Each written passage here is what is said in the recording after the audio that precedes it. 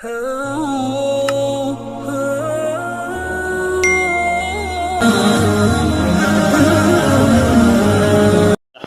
ونصلي على رسوله الكريم أما بعد فأعوذ بالله من الشيطان الرجيم بسم الله الرحمن الرحيم وقتلت نفسا فنجيناك من الغم وفتناك فتونا فلبثت سنين في أهل مدين ثم جئت على قدر يا موسى واصطنعتك لنفسي اذهب أنت وأخوك بآياتي ولا تنيا في ذكري اذهبا إلى فرعون إنه طغى فقولا له قولا لينا لعله يتذكر أو يخشى قال ربنا إننا نخاف أن يفرط علينا أو أن يطغى قال لا تخافا إنني معكما أسمع وأرى۔ سورۃ طٰہٰ کا درس چل رہا ہے۔ اسی سورت کی آیت نمبر 40 سے لے کر 46 تک تلاوت کی گئی۔ ان آیتوں کے اندر اللہ رب العزت نے حضرت موسیٰ علیہ السلام ہی کا تذکرہ بیان فرمایا ہے۔ گزشتہ آیتوں کے اندر تذکرہ گزرا کہ اللہ رب العزت نے حضرت موسیٰ علیہ السلام کی والدہ کو الہام کیا، دل کے اندر بات ڈالی کہ اپنے بچے کو سمندر کے اندر ڈال دو اور یہ سمندر فرعون کے محلات میں جا کے پہنچے گا اور وہاں اس کا دشمن بھی اور میرا دشمن بھی اس کو اٹھا لے گا۔ اور پھر حضرت موسیٰ علیہ السلام وہیں پلے بڑے ہوئے، تو پھر اللہ رب العزت نے احسان کہا کہ موسیٰ علیہ السلام سے کہ اس سے پہلے بھی ہم نے آپ کے اوپر احسان کیا تھا کہ جب آپ کو صندوقچے کے اندر ڈال دیا گیا تھا، فرعون کے پاس پہنچے تو پھر ہم نے قتل سے آپ کو بچا دیا تھا۔ دوسرا احسان اللہ رب العزت نے حضرت موسیٰ علیہ السلام کے اوپر جو کیا اس کا آج کے آیتوں میں تذکرہ ہے کہ حضرت موسیٰ علیہ السلام ایک دن فرعون کے محل کی طرف ہی جا رہے تھے۔ فرعون علیہ السلام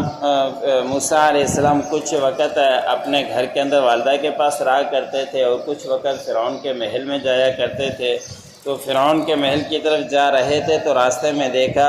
کہ ایک فرعونی ہے، دوسرا موسیٰ علیہ السلام کے قوم میں سے ہے، دونوں آپس میں لڑ رہے ہیں، بحث مباحثہ کر رہے ہیں۔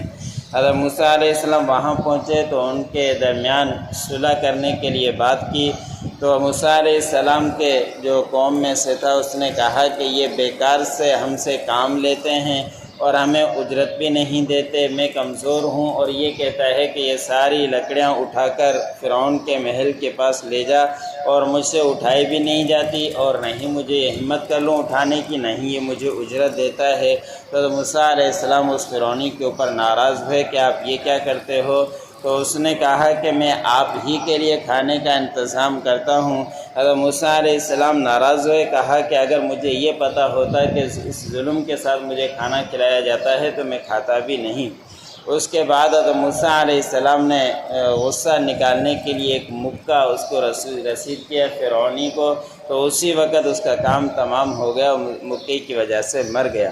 تو حضرت اسی کا تذکرہ ہے کہ اللہ رب العزت نے فرمایا کہ ہم نے آپ کے اوپر ایک اور احسان کیا تھا کہ آپ نے ایک نفس کو قتل کر دیا تھا، اور یہ بات چلتے چلتے جا کے فرعون کے پاس پہنچی کہ اس کو حضرت موسیٰ علیہ السلام نے قتل کیا ہے۔ تو فرعون نے اعلان کروا دیا کہ اب موسیٰ علیہ السلام کو اس کے بدلے میں قتل کیا جائے گا، اس کو گرفتار کر کے لایا جائے۔ موسیٰ علیہ السلام کو کسی نے آ کے بتلا دیا کہ آپ کے بارے میں یہ فیصلہ ہو چکا ہے، آپ کو گرفتار کیا جائے گا، اس لیے میرا مشورہ ہے کہ آپ یہاں سے نکل جاؤ۔ حضرت موسیٰ علیہ السلام وہاں سے نکل پڑے اور مصر کو چھوڑ دیا، اور پھر چلتے 8 دن یا 10 دن کی مسافت کے بعد، سفر کے بعد مدین میں جا کے پہنچے تھے، اور حضرت مدین میں پہنچ کر وہاں پر شعیب علیہ السلام سے ان کے سامنے تذکرہ کیا تھا۔ شعیب علیہ السلام نے فرمایا کہ آپ آزمائش سے نکل کر آ گئے ہو، اب یہاں پہنچ کے آپ کو کوئی پریشانی نہیں ہے، جس کا تفصیلی قصہ سورۃ قصص کے اندر آئے گا، تو اس وقت شعیب علیہ السلام نے فرمایا کہ آپ میری بکریاں چراؤ 8 سال یا 10 سال تک، تو پھر میں اپنی بیٹیوں میں سے ایک کا نکاح آپ کے ساتھ کر دوں گا۔ پھر حضرت موسیٰ علیہ السلام نے 8 سال یا 10 سال وہیں بکریاں چرائی اور ان کا نکاح حضرت شعیب علیہ السلام کی بیٹی کے ساتھ ہو گیا تھا۔ پھر اللہ رب العزت نے فرمایا کہ ہم نے آپ کو اس غم سے نجات دی اور ہم نے آپ کو آزمائش کے اندر ڈالا۔ آزمائش میں ڈالنا کہ آپ مصر سے پھر چلے گئے، پھر مدین کی طرف پہنچے، وہاں آپ نے 8-10 سال تک بکریاں چرائی، آزمائش میں آئے اور پھر وہاں مدین والوں کے پاس ٹھہرے رہے کئی سال تک۔ پھر آپ آئے، اپنے اندازے تھے اے موسیٰ، یعنی پھر حضرت موسیٰ علیہ السلام کے دل میں بات آئی کہ اب میں جاؤں مصر کی طرف، وہاں حالات کارساز ہو گئے ہوں گے، تو وہاں سے نکل پڑے تھے 8 یا 10 سال کے بعد۔ پھر اللہ رب العزت نے فرمایا کہ میں نے آپ کو چن لیا ہے اپنی ذات کے لیے، بس آپ اور آپ کا بھائی جائیں اور میری نشانیاں لے کر، اور مت سستی کیجئے گا میری نصیحت سے، میری یاد سے ذکر اذکار بھی کرتے رہیے گا۔ اور جو نشانیاں کل کی آیتوں کے اندر گزری تھی کہ حضرت موسیٰ علیہ السلام لاٹھی چھوڑتے تھے، سانپ بن جاتا تھا،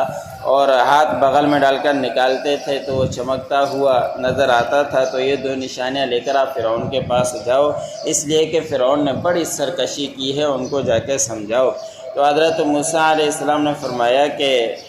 اور اللہ رب العزت نے فرمایا کہ آپ ان سے جا کے بات کرنا، لیکن نرمی کے ساتھ بات کرنا، آرام سے بات کرنا، کوئی غصے کا اظہار نہ کرنا، ناراضگی کا اظہار نہ کرنا، بڑے اچھے انداز سے ان کے ساتھ بات کرنی ہے، شاید کہ وہ نصیحت کر لے یا ڈر جائے۔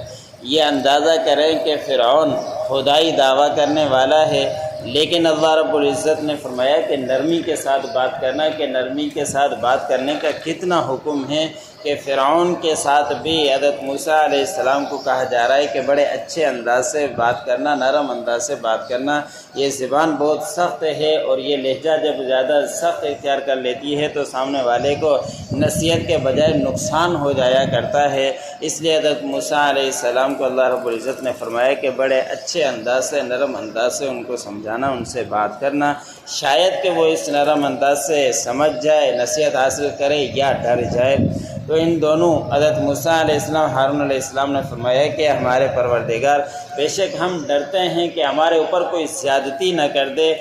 یا سرکشی زیادہ نہ کر دے، ہمیں تو اس سے خوف ہے، وہ تو خدائی دعویٰ کرنے والا ہے، ساری سلطنت اسی کے پاس ہے، ہمارے اوپر زیادتی کرے گا یا ہمارے اوپر سختی کرے گا۔ تو اللہ رب العزت نے فرمایا کہ آپ دونوں کو خوف نہیں رکھنا چاہیے، آپ ان سے ڈریں نہیں، بے شک میں تمہارے ساتھ ہوں، میں سنتا بھی ہوں جو کچھ وہ کہے گا، اور میں دیکھتا بھی ہوں جو کچھ وہ کرے گا، سارا کچھ مجھے علم ہے، میں آپ لوگوں کا مددگار ہوں۔ آپ جا کے ان کو سمجھائیں، ان کو جا کے نصیحت کریں۔ پھر وہ دونوں حضرت موسیٰ علیہ السلام، ہارون علیہ السلام فرعون کے پاس پہنچتے ہیں، ان کو جا کے نصیحت کریں۔